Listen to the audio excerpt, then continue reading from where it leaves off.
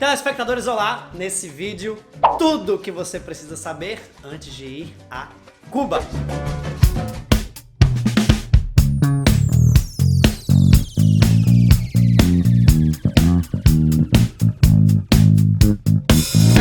O Brasil não tem voos diretos para Cuba, mas é muito fácil chegar lá através de conexões. Tem um voo que para no Panamá, com a Copa Airlines, que sai de vários lugares do Brasil, que você pode ir. Esse geralmente costuma ser o mais barato. Pode ser também pelo México, que foi o voo que eu fiz. Você vai do Brasil até o México e de lá você pega um voo até Havana, a capital de Cuba. E desde o final da administração Obama, ele estreitou novamente laços com os Estados Unidos. Então existem voos diretos dos Estados Unidos para Cuba. Isso é extremamente novo porque esses países ficaram separados durante muito tempo diplomaticamente, então facilitou cada vez mais as viagens do mundo inteiro para Cuba. Lembrando que Miami fica muito perto de Cuba, é apenas 1 hora de voo. Cuba é conhecida como jacaré por causa do seu formato, que lembra um jacaré. Ela é enorme, na verdade, é uma ilha muito grande, a maior ilha do Caribe, e você pode levar quase um dia inteiro para cruzar ela de oeste a leste. A maioria dos brasileiros conhece Havana, que é a capital de Cuba, é a cidade mais importante, mais emblemática do país, e muitos deles vão também a Varadeiro, que é uma espécie de região assim que tem várias empresas que não são americanas. Então não tem Marriott, não tem Hilton, não tem nada dessas coisas, porque durante muito tempo Cuba não teve diálogo nenhum com essas empresas americanas. Então você, se quiser ir para o resort, você pode ir para um Meliá, que é espanhol, Iberostar, que também faz parte de uma cadeia espanhola, tem cadeias francesas também. É só um ponto de interesse nessa conversa. Você vai observar que tem pouquíssimas coisas dos Estados Unidos em Cuba. Alugar um carro para quem quer fazer uma grande viagem por Cuba é uma ideia muito louca, mas é muito legal. Foi o que eu fiz, só que você precisa reservar esse carro com pelo menos 30 dias de antecedência. E você não consegue reservar online como a maioria dos lugares, porque lá o uso da internet é muito limitado. Então tem que ser através de uma agência de viagens. O pequeno problema é que o GPS não funciona, porque não tem internet em todos os lugares, e as placas são horríveis, então você se perde o tempo inteiro. Mas nada como se perder para se achar na vida, né? Então tá tudo bem, pô. Faz parte da aventura. Viajar para Cuba, ao contrário do que muitas pessoas pensam, né, porque é um país socialista, então as coisas deveriam ser super baratas, na verdade não é. Existem duas moedas em Cuba. Existe o peso cubano, que é operado praticamente de uma maneira exclusiva pelos cubanos, que vale pouquíssimo, e o que eles chamam de peso convertible, que eles chamam de CUCs. Como Cuba é arengado com os Estados Unidos, essa é uma das únicas moedas do mundo que não é indexada ao dólar, e sim ao euro. Então, um CUC vale 1 euro. E 1 euro vale sempre muitos reais. Então, na verdade, você está pagando o preço de euro na América Latina. Então, no final das contas, as coisas não são super caras. Mas se você multiplica depois por 4, elas também não saem exatamente baratas. Então não é uma viagem tipo Bolívia, que é um lugar que é tudo super barato, ou Peru, que é super barato. É um lugar que você acaba gastando uma grana, mas vale muito a pena porque é, assim, absolutamente diferente de tudo que você já viu na sociedade moderna. É muito interessante. Ah, e tem uma coisa. Sabe o seu cartão de crédito? Esqueça, não tem esse negócio de ficar pagando as coisas no débito, no crédito. É tudo no cash. É 1988. É o povo com a pochete, com a doleira. Porém, você pode ficar muito tranquilo, porque é um país extremamente seguro. A gente andava nas ruas à noite, com uma iluminação assim, mínima, se cagando de medo, porque era brasileiro, mas na verdade as pessoas lá não têm esse problema de criminalidade, de assalto que a gente tem aqui nas ruas. Então pode ir muito tranquilinho que vai dar tudo certo a sua viagem. Qual é a melhor época para visitar Cuba? Então, lá, como você já deve ter visto algumas vezes no noticiário, eles estão exatamente na rota dos furacões, que começa no Caribe e vai quase até o norte, assim, tipo lá para Nova York, aquela banda de lá. Então, de setembro a dezembro é a época dos furacões. Significa que vai ter um furacão quando você tá lá? Não exatamente. Quando eu fui, foi em setembro, que era exatamente essa época. E a gente pegou no máximo um ciclone, o que já é uma experiência um pouco intensa, né? De repente tava sol na praia, começa a vir uma nuvem, começa a vir outra, de repente fecha tudo, de repente começa um vendaval. Mas se você estiver dentro de uma casa, tipo, não tem nenhum problema.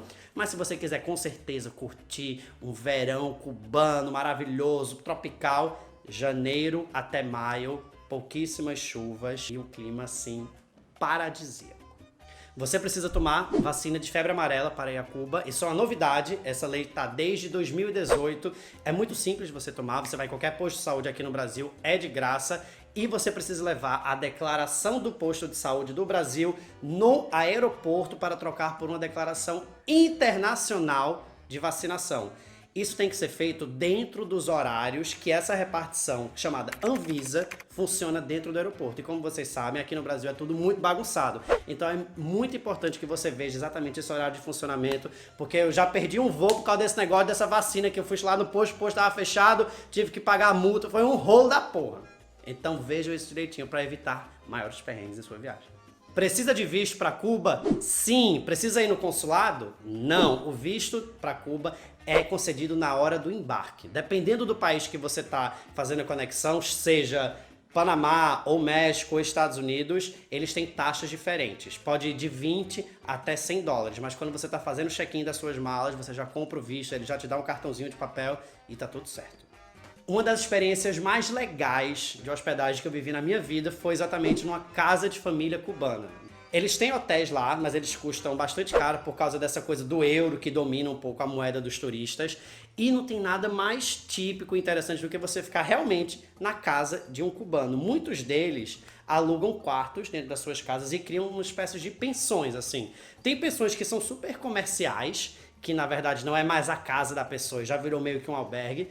E tem pensões que são realmente a casa da pessoa, onde ela aluga um quarto. E essas são as mais legais, porque é onde você consegue realmente ter uma relação mais próxima com essas pessoas. Eu fiquei num lugar que era meio albergue, e depois eu fiquei num lugar que era meio casa, assim, mesmo da pessoa. E eu achei muito mais legal a dona da casa, que era uma senhora, fazia um café da manhã bafo, a gente conversava, a gente assistia filme, ela sabia tudo sobre as novelas do Brasil, eles são absolutamente loucos pelas novelas da gente. Então é muito interessante você ver como a gente tá tão longe, né, e isolado, mas ao mesmo tempo a gente tem muita coisa em comum. O capítulo internet. Então, não tem lugar no mundo mais perfeito para você fazer um detox digital do que Cuba. Porque para você entrar na internet custa 5 euros, 1 hora de internet. Avalie isso, é quase 25 reais. A conexão é horrível, tipo, se alguém te manda um áudio, você praticamente não consegue abrir. É só texto, subir uma foto no Instagram, bote 40 minutos, é super difícil. E você precisa comprar esse cartão do governo para ir para uma praça ou para um lobby de hotel para conseguir fazer essa conexão. Então assim, dá muito trabalho. Não tem 3G, esquece isso. Você não vai chegar lá e comprar um chip e ficar arrasando nos seus posts, nos stories. Não tem stories. Cuba não tem stories. Agora para você ver como é louco, né? Porque um cubano ganha em média 60 euros. Se 1 hora de internet custa 5 euros, o quanto é democrático esse acesso? Uma loucura, né? Mecanismos de controle. Cuba tem museus incríveis, tem praias incríveis. A culinária cubana não é muito assim, tipo, desenvolvida, porque eles realmente têm um problema de escassez. E é sobre isso que eu queria falar. Uma das experiências mais interessantes é você ir num supermercado, que na verdade de super não tem absolutamente nada. É um mercado que parece muito mais uma farmácia de produtos controlados. E aí, então eles chegam com um talão, e aí eles têm direito a determinados itens por mês, e aí eles trocam esses itens e anotam na caderneta. Sendo que assim, gente, não é que tem tipo uma prateleira cheia de feijão, uma prateleira cheia de arroz. Tem tipo 10 kg de arroz para um monte de gente. É quase meio triste, né, na verdade, assim. Carne, então, é um artigo de luxo para os cubanos. Então, é muito interessante você ver isso só para você ter dimensão de como a sua vida é maravilhosa. De como você simplesmente é uma pessoa que consegue trabalhar, ganhar dinheiro, ir no supermercado, comprar comida. São coisas que a gente já tipo estabeleceu como se fossem dadas, né? Mas tem gente que tem essa dificuldade tremenda simplesmente de acesso. Então você volta um ser humano muito melhor. Ou pelo menos deveria, né? Cuba é muito segura, sim, mas existe muito assédio em cima dos turistas. Porque, na verdade, não é que você é rico, mas você simplesmente tem mais grana do que eles, porque eles têm pouquíssima grana. Então eles estão o tempo inteiro querendo oferecer serviços, passeios, tour, levar você para um lugar de bicicleta. Chega um momento que isso meio que dá, tipo assim, uma pesada na viagem. Você começa a perceber que você tá meio que desviando dos cubanos pra evitar ficar sempre agradecendo. Você, enfim, você tá querendo fazer o seu rolê, não tá querendo prestar muita satisfação. Tome um pouco de cuidado com isso, porque a gente, eu e meu amigo que viajamos, a gente levou um golpe em Cuba. Então assim, não tem criminalidade, não tem violência, mas tem muita gente espertinha. Se vocês acham que o jeitinho brasileiro é algo especial, amor, você não viu ainda o jeitinho cubano. É surreal. Tem um vídeo aqui no canal que chama-se Levamos um Golpe em Cuba e vale muito a pena ver. A gente estava perdido na estrada, e aí foi parar numa base militar e chegou um cara, tipo, super gato. Ai, puede ajudar, não sei o que, Brasil! Ai, Romário, bababam! Ai, eu entra aí, bora ouvir um Baiana System! Meu irmão, o cara levou a gente pra estrada, pro lugar certo, no final começou a cobrar, aí começou a fazer assim, ó, pose de pit boy. Eu teria pego ele, mas enfim, não quis. Enfim, tomem cuidado, chamam-se jineteiros, são os golpistas de Cuba. Sempre bom ficar atento. E pra encerrar, negocie absolutamente tudo em Cuba, porque nada tem preço muito fixo, principalmente esses serviços como passeios, transportes, eles sempre vão chegar, você vai pedir sei lá, um táxi, o cara vai falar 20, você fala assim, amigo, 20 euros pra tu me levar daqui até, você acaba pagando 5, então use sua brasilidade, sua malemolência, mas também não seja mão de vaca, porque, pô, a galera lá realmente tá precisando do turismo para dar um up na economia. E aproveite sua viagem, porque é um dos países mais impressionantes que eu conheci na minha vida. E quanto mais você falar com os cubanos, mais rica vai ser a sua viagem. Cuidado só para não levar golpe, né? Fora isso, vai ser maravilhoso. Beijos a todos, se inscrevam no canal e não deixem de assistir o Caio na Estrada Cuba, que tem vários vídeos super divertidos da nossa viagem.